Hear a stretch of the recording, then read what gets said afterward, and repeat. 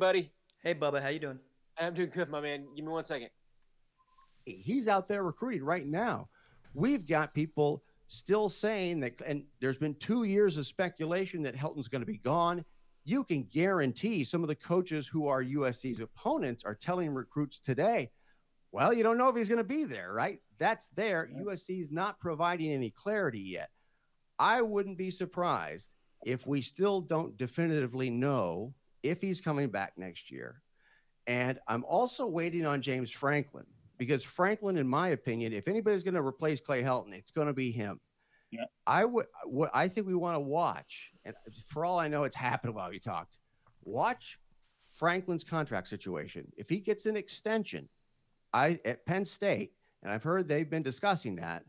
If that happens, I think there's a very good chance Helton will come back. But until that happens, I think and I don't think Urban's going to be part of it. And I think it is a function of Carol Folt asserting this power. Well, it's always been my experience, and I certainly don't have any insides at all at USC. Kudos to her if she can keep the academics first. But I had a university president tell me a long time ago, more presidents are fired over athletics and hospitals than anything else. And it's a lot easier to find a university president than it is to find a national championship caliber football coach. Man, I really can't thank you enough for bringing us Ohio State and your patience with us, working with us here on FanCred today and coming on the show. Thanks so much, Bruce. Always a pleasure, man. All the best.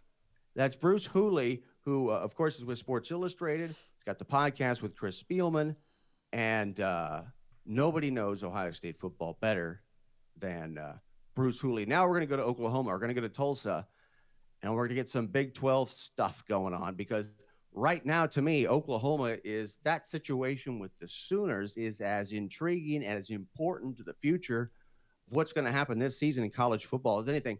RJ Young joins us. RJ, how you doing? I'm getting there, Brooks. You doing okay, buddy? I'm doing great. I love your studio, by the way. Thank you. It's the cool and so tell people, first of all, you've got a radio talk show that you do weekdays in Tulsa. But what about your YouTube channel? How can people find you on YouTube? Because what you do shows almost every day on YouTube, right? Yeah.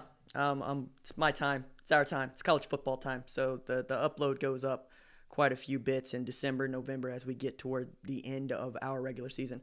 If you search my name, the channel comes up. But the channel is because people like what I've done, and they've liked me doing it on a piece of cardio equipment from some time ago. And that's actually how I ended up with the sports talk show on The Animal in Tulsa, 97.1 FM. So, yeah, I'm riding the wave, dude. I'm following you as it is. So it's RJ_Young. No, that's Twitter. That's on Twitter. Yeah. That's Twitter, but they could just do RJ Young on YouTube, and there you are. Yeah, I think there's me and like a rapper. It's like Young RJ or something.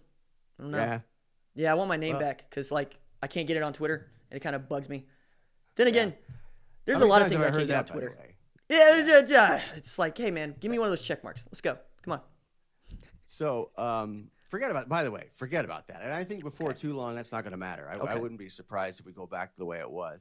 But it's a testament. Everything you're just describing is based on merit and persistence and consistency, and it's a testament to your abilities. And that's why we're talking to you right now. And Oklahoma right now is in the middle of everything when it comes to the conversation about, at least for me, because I'm always interested in, okay, who's in, who's out, and why. And so I wanted to run this by you on the college football playoff rankings, that if you look at the bottom 5 of the coaches and the AP poll, they're identical, and they do not include Oklahoma State or Kansas State in that top 25. But in the college football playoff rankings, Oklahoma State is still hanging on right at number 25. Do you think the fact that Oklahoma State is not in the AP or coaches poll, nor is Kansas State, that perhaps the committee might be trying to manipulate things to a certain extent to keep Oklahoma and Baylor perhaps in play as we move towards this final week? No, I think it's their poll. It's whatever they want to do with it. Now, if they want to use the back end of their rankings to justify the front end of the rankings, which is what I think goes on, then we need to let that happen, because those folks are picked and appointed, and they rotate in, they rotate out, and as We're told over and over again, there's 13 of them. They all have 13 agendas, or so we're told they don't have. But also, not all 13 are in the room at the same time, because most of these folks have backgrounds from these universities. Like, for instance, Frank Beamer has to leave the room because his son coaches at Oklahoma. Joe Constiglione has to leave the room because he's the athletic director at Oklahoma. But they could twist arms. They could in the cocktail hour, right? I think that's the whole point, right? Who can twist your arm, Brooks? Who can twist your arm? Well, Constiglione. No. You personally, who can twist your arm? Well, your wife? I mean, right? Significant other? Yeah. Friends. People that you know. Well, no, I don't know about friends. Yes. I don't know. I got a little bit of a rod in my back. I know what I think. You're not going to sway me based on what I know. Like, for instance, let me put it this way. With Jalen Hurts, right? I'm very out in front saying he can't see it. He's got a problem throwing to this part of the field. He just can't do it. And his passer efficiency numbers were such that people were like, yo, man, it seems like Lincoln Riley can teach him how to do this. And I was going, okay, cool. Against UCLA, who's trash? Fine. South Dakota, who's trash? Fine. Whatever. Houston, who's turned out to be trash. Okay. Then you get into the really, really nutty part of the Big 12 schedule, for which there are like 4 top 50 defenses. And what do? They all back off for him, and he can't see it. So now you have what Mike Gundy called a wishbone quarterback. Point there is, I know what I know, right? Just like I think most of the people in that room know what they know. Now, how the rankings fall out, do we really argue about that? Yes, because it matters for media guides. It matters for what you tell recruits. For instance, I thought Army should have been a top 25 team in this playoff ranking last year, and they got the shaft. I don't know why they got the shaft, because they had losses to Duke and a double overtime loss to a team that played in the college football playoff, and then they hung 70 on Houston. Oklahoma. Right. So there's that, right?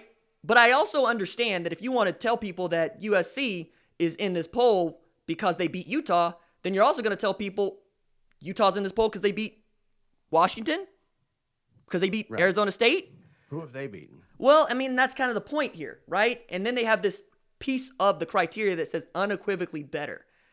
And I'm waiting on Mullins to come out with the definition for unequivocally better, because I'm not sure even he knows. Because the only team I think fits this definition, 2017 Alabama, unequivocally better. We put them in the playoff. We were right because they beat those teams. This year, it would be Clemson for me. Like, let's say for whatever reason, Virginia pulls off an upset. Ohio State. Well, also, right? But I'm saying Clemson because people want to look at their schedule and tell me that their schedule sucks. Whereas with Ohio State, we would say Penn State, we would say Michigan. We would say the only team in the top 25 to play a bunch of FBS teams. Every team on their schedule is FBS opponent. And by the way, 4 of those teams are playing in conference championships this weekend. So I honestly think that Ohio State could have been the first 2-loss team to get in. It would have been a move, but they could have been based on what you know about this team. Because I also was to look at them and say they got 3 legitimate Heisman finalists on that team. And who else can say that? You get 2, you're really good. You're number 2, number 3, number 4, number 5, number 6. You get 3, you're Ohio State. And they're the only people that occupy that position. So as far as what the committee is thinking about doing, people are people. But if you're going to tell me that people get swayed when other people come back in the room because they get their arms twisted, I'm gonna fight you. Well, it just depends on how the booze is flowing, because you got the scotch and you got the salty snacks. If you have alcohol while you are deciding the fates of these teams, who are we? It's a country club. Is what we're talking about. Well, and that I am not here for the royalist. That's not who I am. Wow. I mean, you accurately said how I got to you, right? How am I going to ride for a bunch of people that get to ride into a country club and tell me how things are going to go? I'm going to burn the place down. I want you to tell me about this Oklahoma team and the defense on Oklahoma. Which defense is it? Does Oklahoma deserve, if they beat, are they going to beat Baylor, and do they deserve to be in the college football playoff?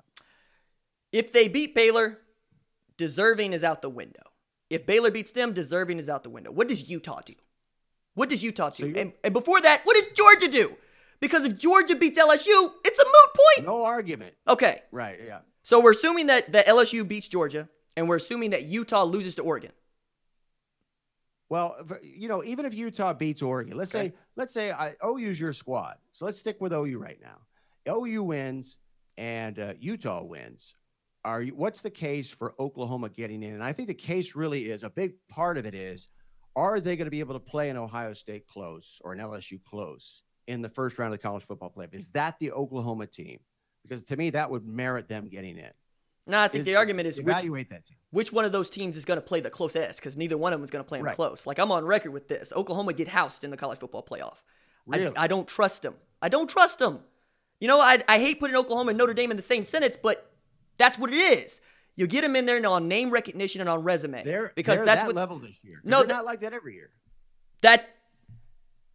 When is the last time that we felt really good about them going into the playoff? It was 2017, right? When they had a 17-point lead against Georgia, lost that. They were the matchup for that Alabama team. They could have beat that Alabama team. This team is not that team. This team is not that good, right? It defensively ain't that bad either, right? But that's what you're banking on. But when you're looking at Utah, everything depends on what Tyler Huntley and Zach Moss can do, and you're saying that Morgan Scalley's defense is going to show up. Same defense that gave up 351 through the air to Matt Fink, who's the fourth-string quarterback. Not the third, the fourth, right? Slovis. Right. Right.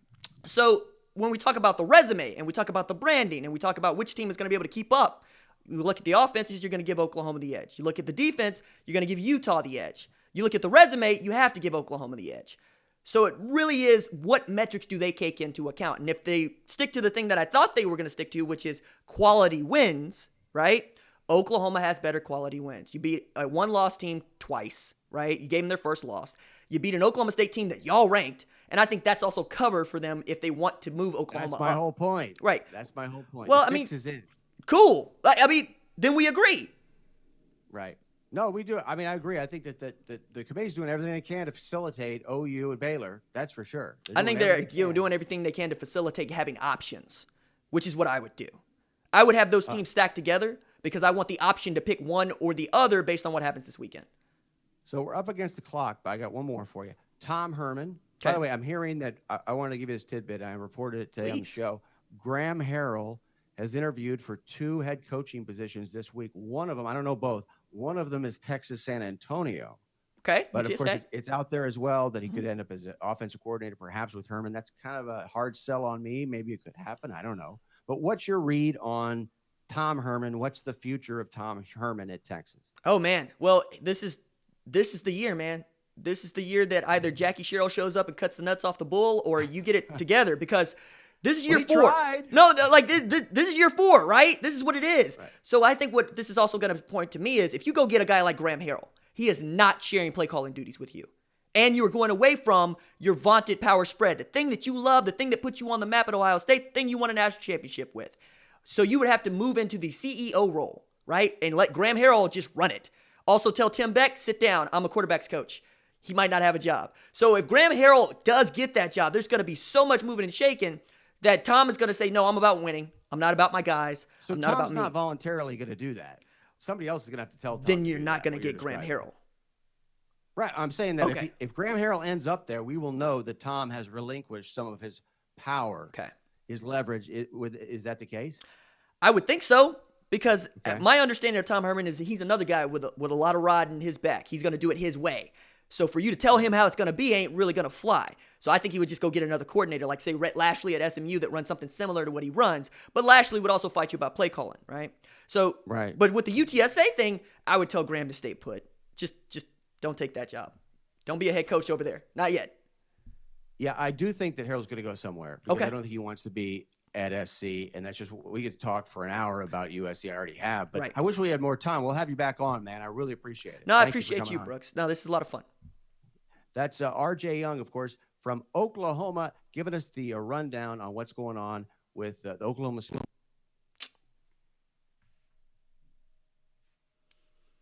What'd y'all think? I thought it was good. I thought it was fun. I thought it was good. Brooks is a legend to me.